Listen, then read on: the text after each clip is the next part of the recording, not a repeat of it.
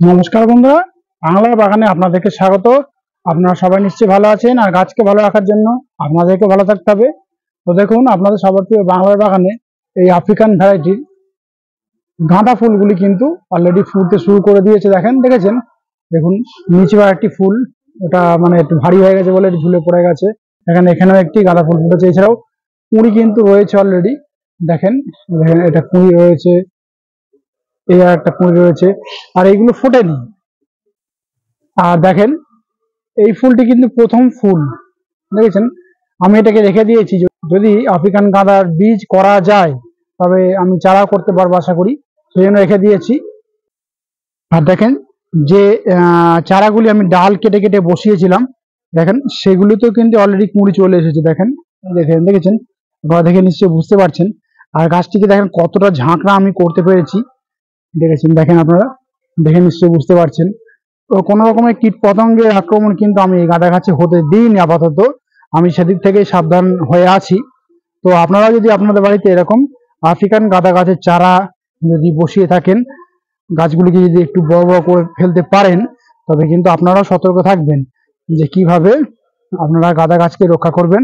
আর এই গাঁদা গাছকে কিভাবে আপনারা পরিচর্যা করবেন, সেই ভিডিওটিও আমার চ্যানেলে দেওয়া আছে, আপনারা দেখে নেবেন। টাইটেল আর থাম্বনেল দেখে আপনারা নিশ্চয়ই বুঝতে পেরেছেন যে আমি আজ আপনাদের সঙ্গে কি গাছ পরিচর্যা নিয়ে আলোচনা করতে চলেছি। তো তাহলে চলুন সেই আলোচনার বিষয়ের দিকে তাহলে এবার যাওয়া যাক। দেখুন, আপনারা নিশ্চয়ই এই গাছগুলিকে দেখে বুঝতে পেরেছেন যে এগুলি কি গাছ।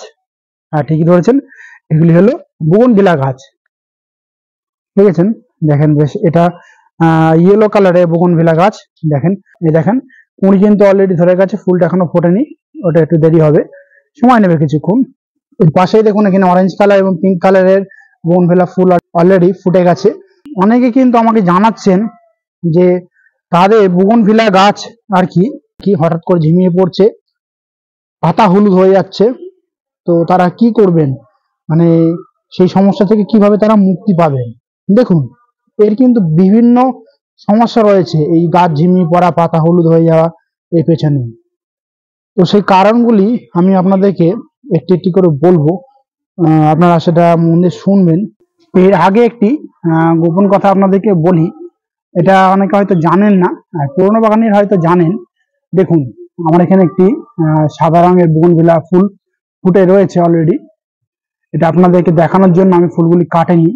আপনারা করবেন কি, আপনাদের বোগনভিলা গাছে যদি এরকম ফুল ফুটে যায় না, আপনারা করবেন কি, কেটে দেবেন, এরকম কাটার নেবেন, নিয়ে এরকম করে কেটে কেটে দেবেন। তাহলে দেখবেন মানে সেই গাছ থেকে খুব সহজেই মানে ফুল আর আসবে। ফুল যে আসা বন্ধ হয়ে যায় তা কিন্তু হবে না, ফুল আরো ধরবে, কারণ এটা কিন্তু বোগনভিলা গাছের নিয়ম। এরকম শুকনো ফুল দেখলে আপনারা কেটে দেবেন। অনেকে সমস্যায় পড়ছেন যে তারা ফুল শুকিয়ে গেছে, তারা কি করবেন, এই কথাটিও তারা জানিয়েছেন। তো আমি সেই সুবিধার্থে এই কথাটি বললাম। তো এবার মেন আলোচনা বিষয়ের দিকে তাহলে যাওয়া যাক। তো অনেকেই বলেছেন যে হঠাৎ করে তাদের গাছ ঝিমিয়ে পড়ছে, পাতা হলুদ হয়ে যাচ্ছে, তারা কি করবেন বা কিভাবে এই প্রবলেমগুলোকে মানে সলভ করবেন। তো দেখুন, আমি এর জন্য কিন্তু তিনটি মেন কারণ কিন্তু আমি আপনাদেরকে বলবো, আপনারা কারণগুলিকে মন দিয়ে শুনবেন, তাহলে কিন্তু আপনাদের এই বোগনভিলা গাছের যে সমস্যাটা শুরু হচ্ছে বা ইদানিং দেখা দিচ্ছে, সেই সমস্যার হাত থেকে আপনারা আপনাদের বোগনভিলা গাছকে খুব সহজেই মুক্তি দিতে পারবেন। তো প্রথম যে কারণটি আমি বলবো, সেই কারণটি হলো, আপনারা এই বোগনভিলা গাছে কিন্তু কখনোই ওভার ওয়াটারিং করবেন না। কারণ এই বোগনভিলা গাছ কিন্তু বেশি জল সহ্য করতে পারে না, এই কথাটা কিন্তু আপনারা অবশ্যই আপনাদের মাথায় রাখবেন। এই গাছে যদি ওভার ওয়াটারিং করে ফেলেন, তাহলে কিন্তু গাছে সহজে ফুল আসবে না, এবং গাছের পাতা এরকম হলুদ হয়ে যেতে পারে। এবং যদি ওভার ওয়াটারিং করে ফেলেন, দেখবেন 2-1 দিনের মধ্যে কিন্তু সম্পূর্ণ গাছটি ঢলে পড়বে এবং পাতাগুলিও ঝরে পড়ে যাবে।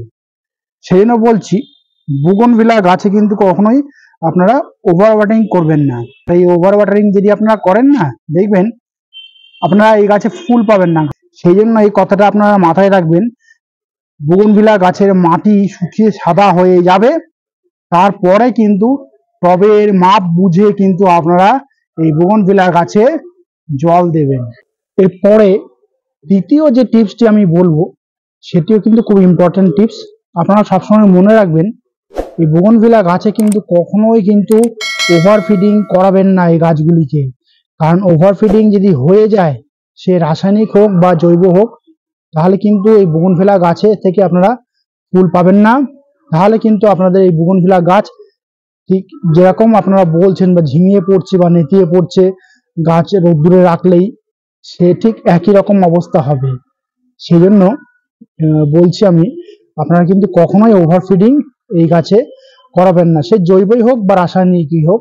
আপনারা এই কথাটা অবশ্যই মাথায় রাখবেন সবসময়।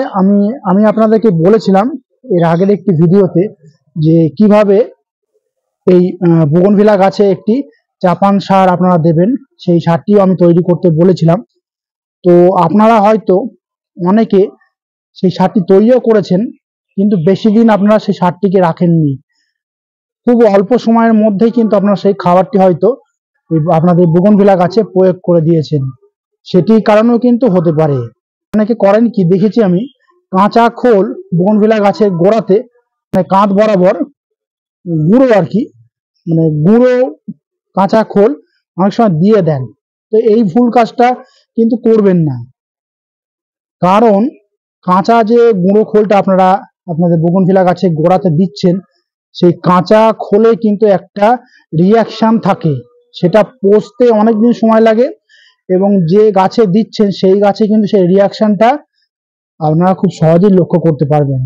দেখবেন কাঁচা খোল দিয়েছেন, কিছুদিনের মধ্যেই কিন্তু সেই গাছ আপনারা যে গাছে যে কাঁচা খোল দিচ্ছেন সেই গাছে কিন্তু গোড়া পচে যেতে শুরু করবে, এবং গাছ এরকম ঝিমিয়ে পড়বে বা নেতিয়ে পড়বে, এবং সেই গাছ থেকে ভালো সংখ্যায় আপনারা ফুল পাবেন না। আবার অনেকে করেন কি, অতিরিক্ত মাত্রায় রাসায়নিক খাবার দিয়ে দেন। ধর ফুল ফুটছে না, একটু বেশি করে রাসায়নিক খাবারটা দিয়ে দিই, তাহলে খুব দ্রুত ফুল ফুটবে। আপনারা সেই কথাটা মাথায় রেখে অনেক সময় অতিরিক্ত মাত্রায় রাসায়নিক খাবারও কিন্তু দিয়ে দেন। আপনারা মনে করে দেখুন যে আগে কি কি খাবার, সে জৈবই হোক বা রাসায়নিক হোক, আপনারা কতটা পরিমাণে আপনারা দিয়েছেন, যার ফলে কিন্তু আপনাদের বুগনভিলা গাছ ঝিমিয়ে পড়ছে বা নেতিয়ে পড়ছে, বা পাতা হলুদ হয়ে গাছ পুরো ন্যাড়া হয়ে যাচ্ছে। সেই জন্য কখনোই কিন্তু এই ভুল কাজটা করবেন না। আপনারা ঠিক পরিমাণ মতো, দরকার হলে পরিমাণের থেকে একটু কম দেন, সে রাসায়নিক খাবারই হোক বা জৈব খাবারই হোক। তাহলে দেখবেন গাছ ভালো থাকবে, সুস্থ থাকবে, এবং সময় মতো কিন্তু আপনারা খুব ভালো পরিমাণে আর কি বা ভালো সংখ্যায় আপনারা আপনাদের বুগনভিলা গাছ থেকে ফুল খুব সহজেই পাবেন। একটা নির্দিষ্ট অনুপাত মেনে আপনারা গাছে খাবার প্রয়োগ করবেন, সবসময় কিন্তু এই কথাটা মাথায় আপনারা রাখবেন। এরপরে আসি 3 নম্বর কারণের কথাতে। 3 নম্বর যে কারণটি আমি আপনাদেরকে বলবো সেটি হলো, কখনোই কিন্তু আপনারা অতিরিক্ত মাত্রায় কোনো রাসায়নিক কীটনাশক আপনারা আপনাদের গাছে প্রয়োগ করবেন না। কারণ অতিরিক্ত মাত্রায় যদি আপনারা রাসায়নিক কীটনাশক আপনারা আপনাদের বুগনভিলিয়া গাছে প্রয়োগ করেন, তাহলে দেখবেন আপনাদের বুগনভিলা গাছের পাতা সম্পূর্ণরূপে হলুদ হয়ে পড়বে, এবং গাছ ঝিমিয়ে যাবে, বা গাছের ডালগুলিও কিন্তু বা গাছের পাতাগুলিও কিন্তু পুড়ে যেতে পারে। এরকম মানে গাছের পাতাগুলি এরকম সবুজ থাকবে না, বা এরকম ফুল তো পাবেনই না আপনারা। সেই জন্য বলছি, আপনারা সবসময় একটা পরিমাণ মতো রাসায়নিক কীটনাশক আপনারা আপনাদের গাছে প্রয়োগ করবেন। ওভারডোজ কিন্তু কখনোই আপনারা করবেন না। আপনারা কখনোই কিন্তু বেশি মাত্রায়, অর্থাৎ ওই অনেকে মনে করেন যে এরকম পোকা লেগেছে গাছে, তাহলে একটু বেশি মাত্রায় দিই, আমার গাছে আর পোকা ধরবে না। এই ভুল কাজটা কিন্তু কখনোই করবেন না। এই ভুল কাজটা অনেকে করেন, আমি দেখেছি নিজে চোখেও, এবং আমাকে তারা জানিয়েছেনও। যে 3টি প্রধান কারণ আমি আপনাদেরকে বললাম, সেই 3টি ভুল কাজ আপনারা কখনোই আপনাদের বুগনভিলা গাছে কখনোই করবেন না। এবং আশা করি যাদের গাছ ঝিমিয়ে পড়ছে বা নেতিয়ে পড়ছে এবং পাতা হলুদে ঝরে পড়ে যাচ্ছে, তাদেরকেও আমি বললাম যে কীভাবে সমস্যার সমাধান করবেন। আপনারা ঠিক সেইভাবেই আপনারা আপনাদের বুগনভিলা গাছের সমস্যাগুলি সমাধান করুন। আশা করি আপনাদের বোগনভিলা গাছগুলি সুস্থ হয়ে উঠবে এবং তার সঙ্গে সঙ্গে আমার এই বোগনভিলা গাছগুলির পাতা যেরকম সবুজময় হয়ে উঠেছে এবং ফুলগুলি ফুটতে শুরু করে দিয়েছে, আপনাদেরও বোগনভিলা গাছ এরকম সুস্থ হয়ে উঠবে এবং আপনারাও এরকম গাছ ভর্তি করে সময় মতো ফুল আপনারা পাবেন খুব সহজেই। তো বন্ধুরা, আজ এই পর্যন্তই। আর যদি কোনো কমেন্ট থাকে তাহলে কিন্তু বাংলার বাগানকে জানাতে ভুলবেন না, কারণ বাংলার বাগান সবসময় আপনাদের পাশে ছিল, আছে এবং থাকবে। আর আমার এই ভিডিওটি যদি আপনাদের ভালো লাগে তবে লাইক করবেন, গাছপ্রেমী বন্ধুদের মধ্যে শেয়ার করবেন এবং আমার চ্যানেলটিকে সাবস্ক্রাইব করে বেল আইকনটিকে প্রেস করে অল নোটিফিকেশনটিকে প্রেস করে রাখবেন, যাতে নিত্য নতুন ভিডিওগুলি আপনাদের কাছে খুব সহজেই পৌঁছে যেতে পারে।